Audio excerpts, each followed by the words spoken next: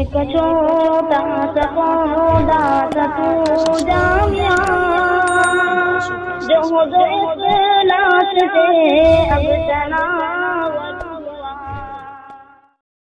سرکاری سطح پر نبی اکرم صلی اللہ علیہ وسلم کی گستاخی کے خاکے تیار کیے گئے۔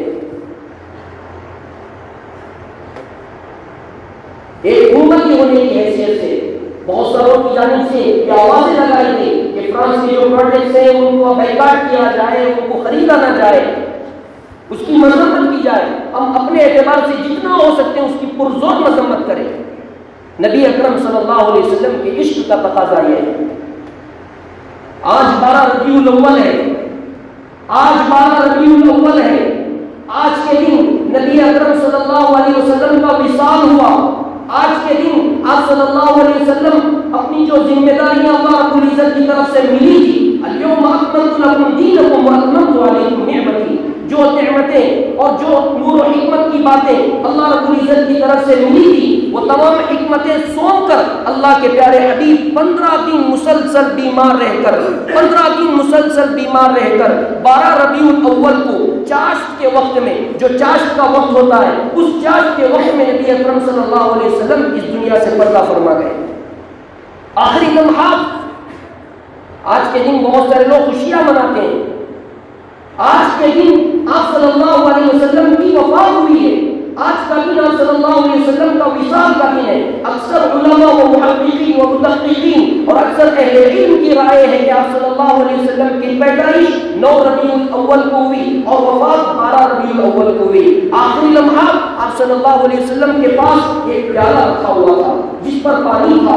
اپنے ہاتھ مبارک کو پیالے کے اندر ڈالتے اور اپنے چہرے پر پہنتے اور کہتے اللہم اعنی علی سکرات الموت، اللہم اعنی علی سکرات الموت۔ یہ میرے اور آپ کے آقا تاجدار مدینہ شفیع المذنبین رحمت للعالمین صلی اللہ علیہ وسلم کے آخری لمحات ہیں، زندگی کے آخری لمحات، وہ لمحات، وہ مکہ کی مصیبتیں، وہ مکہ کی صعوبتیں، وہ آپ صلی اللہ علیہ وسلم کے راستے میں کانٹے کو بچھانا، یہ تمام تکلیفوں کو برداشت کر کے امت کی فکر کر کے آپ صلی اللہ علیہ وسلم اپنے آخری لمحات، جسم گرم ہو چکا ہے، سخت بخار ہے، پیالہ رکھا ہوا ہے، اپنے ہاتھ مبارک کو پیالے میں ڈالتے ہیں اور اپنے چہرے پر پانی پھیر لیتے ہیں اور یہ دعا کرتے ہیں اللہ رب العزت سے اللہم اعنی علی سکرات الموت، اے اللہ تکلیف مرگ سے میری حفاظت فرما، میری مدد فرما۔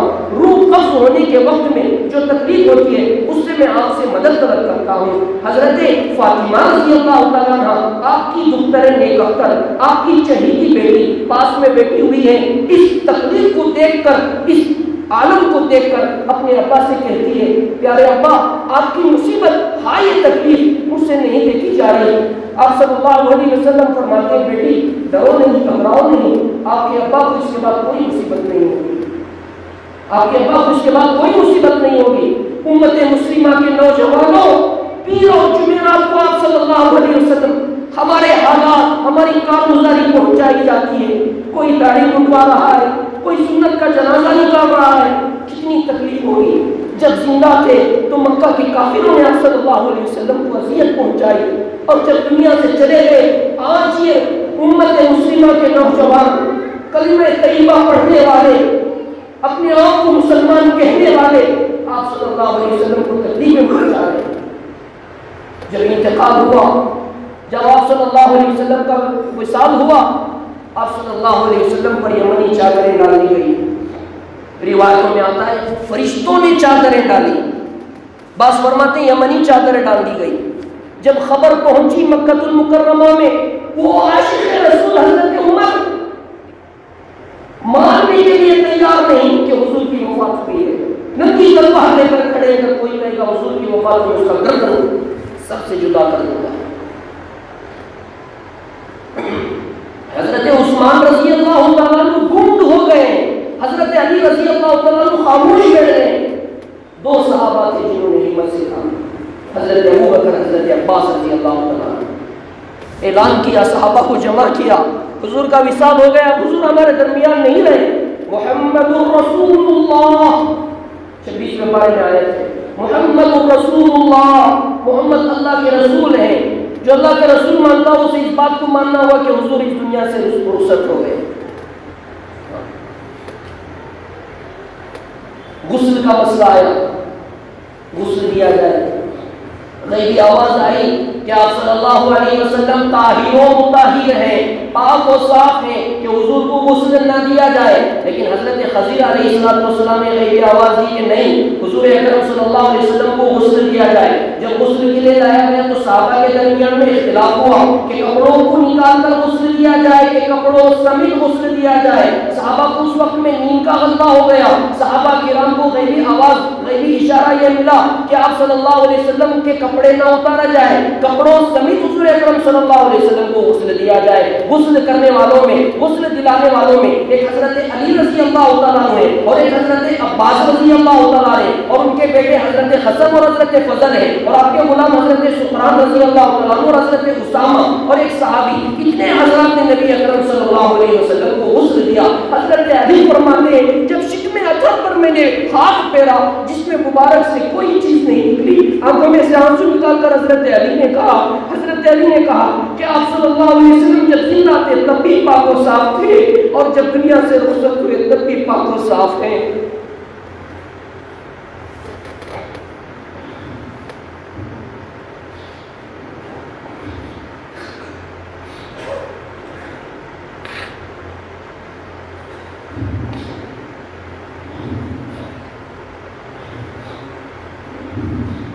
جب تکفین کی باری آئی تو 3 یمنی چادریں آپ صلی اللہ علیہ وسلم پر لپیٹ دی گئی۔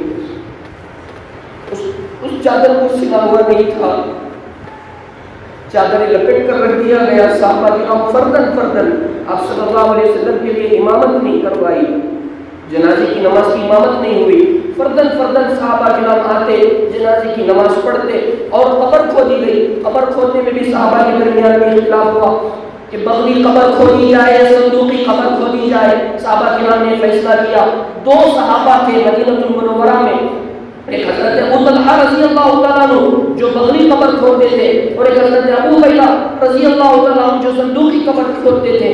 صحابہ کرام نے فیصلہ کیا جو صحابی پہلے آئے گا وہ اپنے طریقے کے مطابق قبر تیار کرے گا۔ سب سے پہلے حضرت ابو طلحہ رضی اللہ تعالیٰ عنہ انہوں نے بغلی قبر کھودی اور آپ صلی اللہ علیہ وسلم کو زمین کے حوالے کر دیا، اور رفاقت صاحبین حضرت عمر، حضرت ابو بکر رضی اللہ تعالیٰ عنہ، یہ دونوں صحابہ صبح قیامت تک آپ صلی اللہ علیہ وسلم کی معیت میں ایک جگہ خالی ہے جہاں پر حضرت عیسیٰ علیہ السلام مدفون ہوں گے۔ آپ صلی اللہ علیہ وسلم اپنی قبر میں زندہ ہیں۔ آپ صلی اللہ علیہ وسلم کا آج یوم وفات ہے۔ میلاد کے نام پر، آپ صلی اللہ علیہ وسلم کی ولادت کے نام پر جو خرافات امت میں آئی ہیں، اللہ رب العزت ان خرافات سے ہم سب کی حفاظت فرمائے۔ آپ صلی اللہ علیہ وسلم جو تعلیمات دے کر گئے، جو پیغامات دے کر گئے، جو اسوہ حسنہ دیا ہے، جو سنتیں دی، ہزاروں کروڑوں سنتیں ہیں، ان سنتوں پر ہمیں عمل پیرا ہونے کی توفیق عطا فرمائے۔ وآخر دعوانا